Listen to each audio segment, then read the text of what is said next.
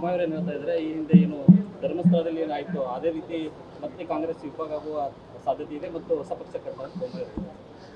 ನೋಡಿ, ಸಿದ್ದರಾಮಯ್ಯನವರು ನಾನು ಇದ್ದೆ ಅವಾಗ. ಅವ್ರಿಗೆ ಜಾರ್ಜ್ ಅವರು ನಾವು ಎಲ್ಲ ಕೂಡ ಮಾತಾಡ್ತಾ ಇದ್ದೀವಿ.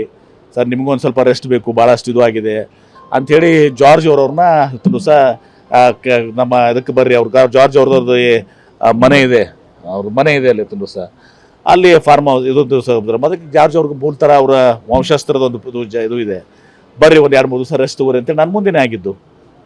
ಸ್ವಾಭಾವಿಕ ಅವ್ರಿಗೂ ರೆಸ್ಟ್ ಬೇಕಲ್ಲ, ಸಾಕಷ್ಟು ಶ್ರಮ ವಹಿಸಿದಾರ, ಆ ರೆಸ್ಟ್ ಸಲುವಾಗಿ ಹೋಗಿದಾರ ಏನ್ರಿ. ಅದಕ್ಕೆ ನೀವು ಹಿಂದೆ 2017 ಆಗಿದ್ದಕ್ಕೆ ಇದಕ್ಕೆ ಆಗನೂ ಕೂಡ ಅವ್ರು ಏನೂ ಮಾಡಿಲ್ಲ ಸಿದ್ದರಾಮಯ್ಯನವರು.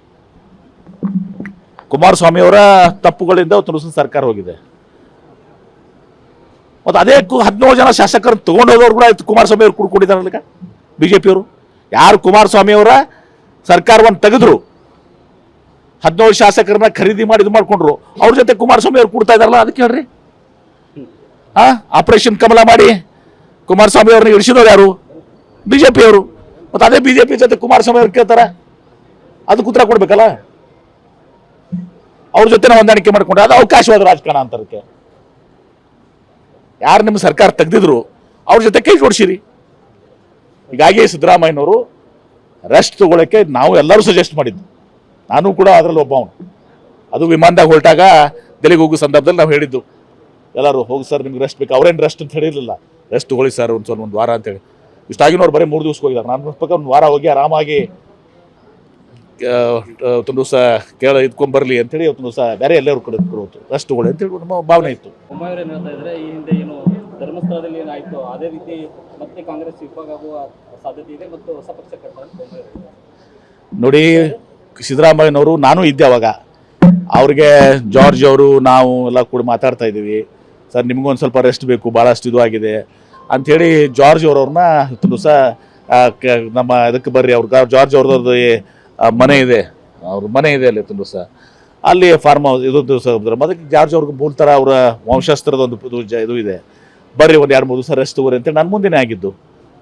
ಸ್ವಾಭಾವಿಕ ಅವ್ರಿಗೂ ರೆಸ್ಟ್ ಬೇಕಲ್ಲ, ಸಾಕಷ್ಟು ಶ್ರಮ ವಹಿಸಿದಾರ, ಆ ರೆಸ್ಟ್ ಸಲುವಾಗಿ ಹೋಗಿದಾರ ಏನ್ರಿ. ಅದಕ್ಕೆ ನೀವು ಹಿಂದೆ 2017 ಆಗಿದ್ದಕ್ಕೆ ಇದಕ್ಕೆ ಆಗನೂ ಕೂಡ ಅವ್ರು ಏನೂ ಮಾಡಿಲ್ಲ ಸಿದ್ದರಾಮಯ್ಯನವರು.